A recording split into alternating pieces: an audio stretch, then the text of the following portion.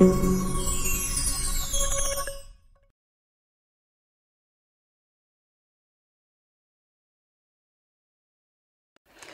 is going to be different this time. There is nothing new about it. All of you know that it's going to be different with respect to the questions that have been included, wherein you'll have to go and type some answers specifically by using virtual keyboard that will be given to participants. So from that angle, it's going to be different. Not much change in the syllabus. So however the syllabus has been for the previous SNAP, the same way the syllabus is going to be for this SNAP as well.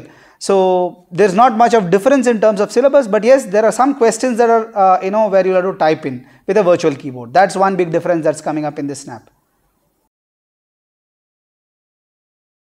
You know that there's going to be questions where you'll have to type in answers using the virtual keyboard, and I get to know from my Aspirant Relations Team students that there are questions that are coming up in several forums asking how is this going to be, what if I type in capitals, what I type in smalls. I would just like to go and inform you one thing. You have to type the answers with the virtual keyboard that's going to be provided, and you will not make mistakes as far as the virtual keyboard answers are concerned. That's what I can tell you about, wherein, so which means that we will take care if it is going to be capitals and smalls. If at all you need to type capitals and smalls, and as far as the numbers are concerned, there will be a number keyboard that will be there for you to give the answers. And if at all you have to give spaces or you don't need to give spaces, all such stuff will be clearly mentioned in the question. So there is nothing to be worried about at all. You will be allowed to type only what you are allowed to type, because it's system driven. So the system will not allow you to type alphabets if there is no need for alphabets in a question. The system will not allow you to type numbers if there is no need of answer of numbers for that question. So that's how it is when I say you will be forced to type the right things, and the only chance is giving space. So if you have to give a space, it will be clearly told in the question that, hey, look, you'll have to give a space. If it is not, you just type, that's it. So that's what I can go and tell as far as your answers are concerned, and this is exclusively for SIBM perspective. I am not in charge of SNAP. There is a SNAP test secretariat, but I am just giving some kind of inputs to students who are aspiring to get into SIBM for the MBA as well as MBA Innovation Entrepreneurship programs, for which SNAP remains the gateway or the first step towards it. Yeah, many of you would have given mock SNAP, which was conducted by Symbiosis International University. And I also understand from some of the feedback that is given by the Aspirant Relations Team students that it was tough, and it was a little difficult when it comes to the time and the type of questions. But remember, mock is always made sure that it is tough so that you get to prepare for the best. Okay, so that's the reason mock is always tough. So if you ask me, will the final be as tough as mock? Since you are prepared for the worst or the most difficult one, you will definitely find SNAP to be much easier. That's what I can tell when coming up to the final SNAP exam, which is going to be held on Sunday.